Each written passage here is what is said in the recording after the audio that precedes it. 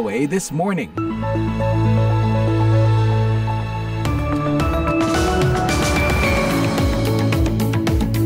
Halo, selamat pagi. Welcome to VOA This Morning yang disiarkan live dari Studio 17 VOA di Washington DC bersama saya Rifan Dwi Astono.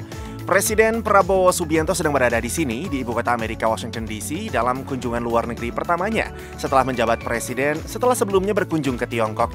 Kami punya update-nya untuk Anda dari rekan kami Rio Tuasikal di Gedung Putih. Selain itu, dalam edisi Rabu 13 November ini, kami juga sudah menyiapkan laporan tentang kebijakan luar negeri Presiden terpilih Amerika Serikat Donald Trump setelah dilantik Januari nanti. Bagaimana ia akan mengakhiri perang di Gaza dan Ukraina seperti dalam janji kampanyenya? Nothing will stop me from keeping my word to you, the people. Tidak ada yang akan menghentikan saya untuk menepati janji saya kepada Anda, rakyat Amerika. Di KTT luar biasa, Organisasi Kerjasama Islam dan Liga Arab Indonesia serukan agar Israel dikeluarkan dari PBB. Jadi harusnya PBB itu memang harus mengambil sikap yang lebih tegas gitu, bukan sekedar mengecam. Salah satu yang bisa PBB lakukan adalah mengancam untuk menghentikan keanggotaan Israel. Jangan lupa siaran ini juga bisa Anda simak secara live streaming di situs kami www.voaindonesia.com atau dengarkan kapan saja melalui podcast VOA This Morning di platform podcast langganan Anda, termasuk di Spotify dan YouTube Podcast. Sekarang kita mulai siaran pagi ini dengan berita dunia. Hakim menunda pengambilan keputusan apakah akan membatalkan vonis bersalah yang dijatuhkan terhadap Presiden terpilih Donald Trump dalam kasus uang tutup mulut akibat adanya putusan Mahkamah Agung Amerika Serikat terkait kekebalan hukum Presiden. Hakim New York Juan M. Merchan sebelumnya dijadwalkan mengambil keputusan itu pada hari Selasa 12 November. Akan tetapi ia memberitahu pengacara Trump pada Selasa bahwa ia menunda putusan itu hingga 19 November. Menurut email dalam berkas pengadilan, pengacara Trump Emil Bove meminta penundaan tersebut akhir pekan lalu dengan alasan bahwa penundaan dan pada akhirnya mengakhiri kasus tersebut sepenuhnya penting demi menghindari hambatan yang tidak konstitusional terhadap kemampuan Trump untuk memerintah. Para jaksa setuju dengan penundaan tersebut. Sebagai konteks, Mei lalu, juri memutuskan bahwa Trump bersalah karena memalsukan catatan bisnis yang terkait dengan pembayaran uang sebesar sekitar 2 miliar rupiah kepada bintang porno Stormy Daniels pada tahun 2016. Uang itu dibayarkan untuk menutup mulut Daniels soal klaim bahwa ia pernah berhubungan seks dengan Trump. Trump menyangkal klaim tersebut dan mengaku tidak berbuat salah. Ia berkeras bahwa pendakwaannya bermotif politik. Presiden Israel Isaac Herzog berterima kasih kepada Presiden Amerika Serikat Joe Biden atas dukungannya saat mengunjungi Gedung Putih hari Selasa. Ia mengatakan bahwa tujuan utama Biden dan penerusnya, Donald Trump, seharusnya adalah memastikan agar Iran tidak dapat mewujudkan niat jahat mereka. Iran masih terlibat dalam perang-perang yang melanda kawasan tersebut, meski sekutu-sekutunya babak belur. Mereka adalah kelompok militan dan kelompok petempur yang menamakan diri mereka sebagai poros perlawanan, termasuk Hamas di Palestina, Hizbullah di Lebanon, dan pemberontak Houthi di Yaman. Di sisi lain, Perdana Menteri Israel Benjamin Netanyahu bersumpah akan melanjutkan perang di Gaza sampai meraih kemenangan penuh atas Hamas dan berjanji akan membawa pulang para sandera. Pertemuan Biden dan Herzog dilangsungkan ketika sejumlah organisasi bantuan internasional menyatakan bahwa Israel telah gagal memenuhi tuntutan Amerika untuk memberi akses bantuan kemanusiaan yang lebih besar ke jalur Gaza. Gaza berada pada kondisi terburuk dalam perang selama 13 bulan terakhir. Meski demikian, pejabat Amerika belum mengatakan apakah mereka akan mengambil tindakan. Situasi kemanusiaan yang buruk itu tidak disinggung oleh Biden maupun Herzog saat memberikan pernyataan pers sebelum melangsungkan pertemuan di ruang oval kantor Presiden Amerika Serikat.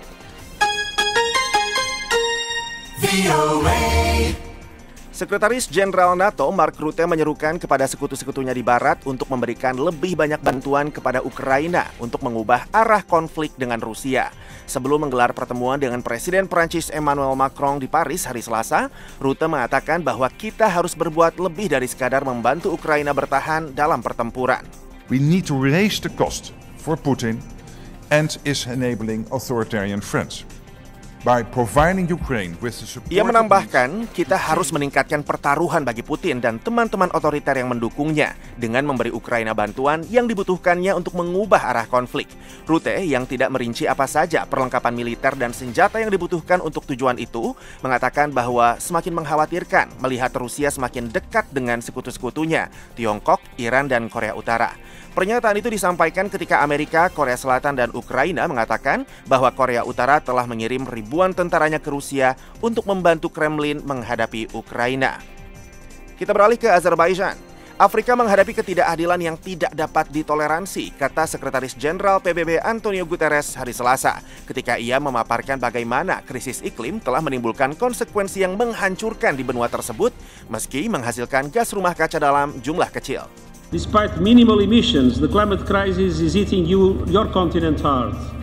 Pummeling your people and pounding your economy. Krisis iklim menghantam Anda, benua Anda dengan sangat keras, menghantam rakyat Anda dan perekonomian Anda, kata Guterres pada salah satu acara panel di KTT Iklim Tahunan PBB COP29 yang digelar di Azerbaijan. Benua Afrika menghasilkan 7% emisi gas rumah kaca, meski menjadi rumah bagi hampir 17% populasi dunia. Akan tetapi, para pakar mengatakan bahwa Afrika justru rentan menghadapi perubahan iklim karena kurang mampu beradaptasi. Guterres mendesak negara-negara kaya untuk melipat gandakan pembiayaan adaptasi iklim hingga 40 miliar dolar atau sekitar 631 triliun rupiah per tahun pada tahun 2025. Negara-negara Afrika berharap dapat menggunakan dana tersebut untuk meningkatkan ketahanan mereka terhadap peristiwa cuaca ekstrim seperti kekeringan atau banjir, meningkatkan tutupan pohon dan melindungi keanekaragaman hayati, serta memperluas kapasitas energi terbarukan mereka. Pendengar, demikian berita dunia VOA Washington, saya Rifan Dwi Astono.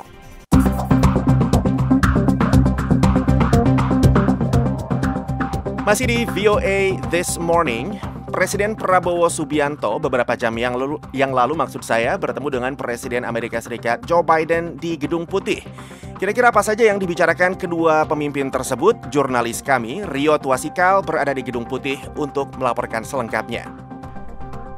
Ya, keduanya bertemu di Oval Office dan melakukan pembicaraan empat mata. Ketika menyambut Presiden Prabowo Subianto di Gedung Putih, Presiden Joe Biden menyebut ingin membahas stabilitas di Laut Cina Selatan dan Gaza.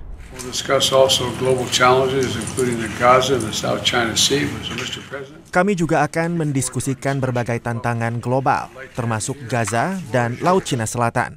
Pak Presiden, saya sudah tidak sabar untuk berdiskusi dan selamat datang. Senang Anda di sini. Presiden Biden juga ingin membahas perubahan iklim, ketahanan pangan, dan transisi energi. Sementara itu, Prabowo Subianto menekankan pentingnya hubungan kedua negara yang saat ini mencapai usia 75 tahun. The United States supported us in our struggle for independence and helped us many times in our time of need. Amerika Serikat mendukung kami saat memperjuangkan kemerdekaan dan kerap membantu kami ketika kami membutuhkannya. Untuk itu, saya akan bekerja keras untuk memperkuat hubungan Amerika dan Indonesia. Dan saya akan berusaha untuk mewujudkan kerjasama yang kuat. Dalam keterangannya, Jubir Gedung Putih, Karine Jean-Pierre, menyebut baik Amerika Serikat dan Indonesia sebagai dua negara demokrasi besar dunia memegang teguh nilai-nilai yang sama. As the world's second and third largest democracies, the United States and Indonesia share a commitment to sebagai negara demokrasi terbesar kedua dan ketiga di dunia, Amerika dan Indonesia sama-sama berkomitmen untuk mengatasi tantangan yang terus berkembang dan memanfaatkan kesempatan yang muncul. Amerika Serikat adalah negara kedua yang dikunjungi oleh Presiden Prabowo setelah sebelumnya dia melawat ke Tiongkok. Pertemuan Prabowo dan Biden banyak dinantikan oleh pengamat-pengamat di Amerika dan negara-negara barat yang ingin melihat apakah Indonesia di bawah Prabowo akan condong ke Tiongkok atau Amerika Serikat. Prabowo Subianto akan bertolak ke Peru untuk menghadiri KTT APEC, dilanjut ke Brazil untuk KTT G20. Dari Gedung Putih di Washington DC, Rio Tuasikal, VOA.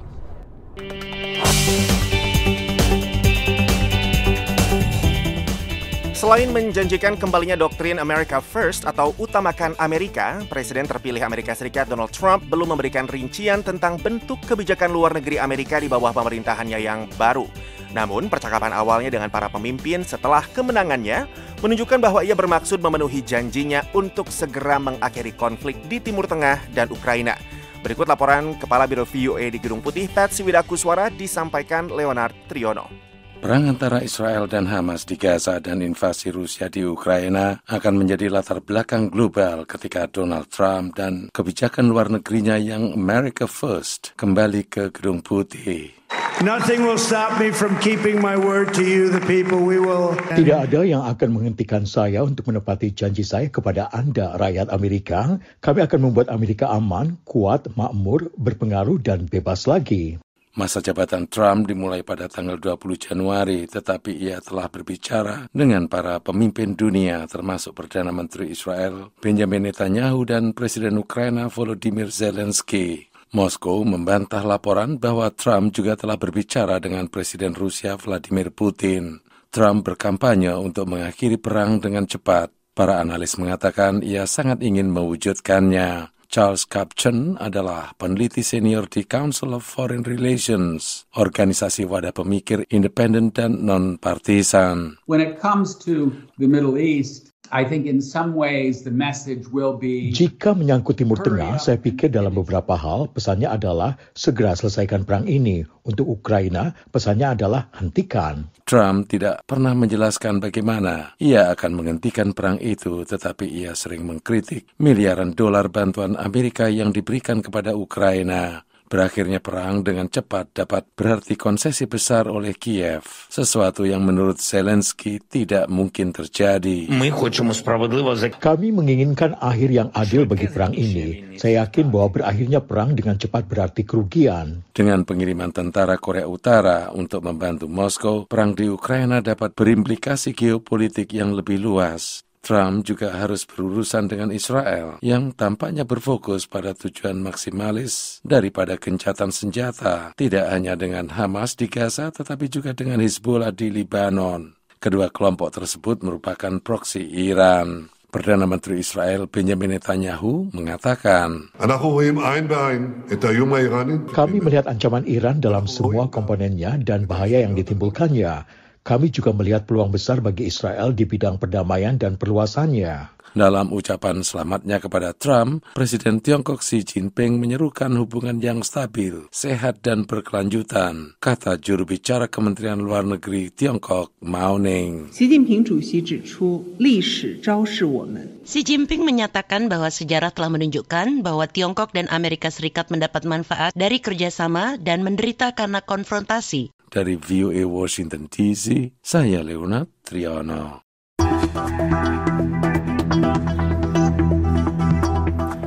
Pendengar, di KTT luar biasa Organisasi Kerjasama Islam atau OKI dan Liga Arab, Indonesia mengeluarkan seruan yang mendesak agar Israel dikeluarkan dari Perserikatan Bangsa-Bangsa atau PBB dan agar Israel diisolasi dari komunitas internasional.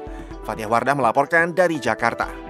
Wakil Menteri Luar Negeri Indonesia Anies Mata menghadiri KTT luar biasa OKI dan Liga Arab di Ibu Kota Riyadh, Arab Saudi, Senin. Dalam pidatonya yang menggunakan bahasa Arab, Anies mengakui pertemuan tingkat tinggi ini dilaksanakan sebagai respon terhadap upaya membebaskan Palestina dengan segala kekuatan dan sumber daya yang dimiliki. Anies menambahkan Israel di bawah kepemimpinan Perdana Menteri Benjamin Netanyahu dengan para sekutu ekstremis sayap kanannya tidak memahami bahasa apapun kecuali kekuatan, penindasan, dan kekejaman sehingga membuat keputusan-keputusan PBB, Dewan Keamanan dan Mahkamah Internasional sekedar tinta di atas kertas. Karena itu lanjutnya Indonesia berpandangan KTT kali ini harus menghasilkan rekomendasi dan langkah-langkah nyata. Dalam konteks ini Indonesia mengajukan sejumlah usulan termasuk meningkatkan upaya politik dan diplomatik untuk mengakhiri perang di Gaza dan Lebanon dalam mencegah setiap upaya eskalasi dari pihak manapun yang berpotensi menarik kawasan ini ke dalam perang regional yang tidak terkendali. Selain itu Indonesia mengusulkan pengerahan dukungan dari masyarakat Arab dan Muslim agar berpartisipasi dalam menyokong perjuangan rakyat Palestina meraih kemerdekaan serta membuka segala saluran resmi dan tersedia untuk mengirim bantuan kemanusiaan ke Palestina. Indonesia juga mendesak semua lembaga internasional untuk mengisolasi Israel dan mencabut keanggotaannya dari PBB serta tidak membiarkan kejahatan perang dan genosida dilakukan Israel terhadap rakyat Palestina tanpa hukuman.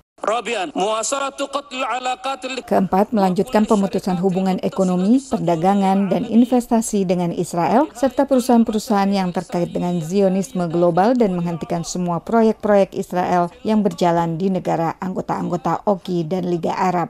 Menanggapi hal itu, pengamat hubungan internasional dari Universitas Islam Indonesia Hasbi Aswar menjelaskan ada hal-hal baru dan menarik yang disampaikan oleh Indonesia kali ini, yakni mendesak keanggotaan Israel di PBB dicabut.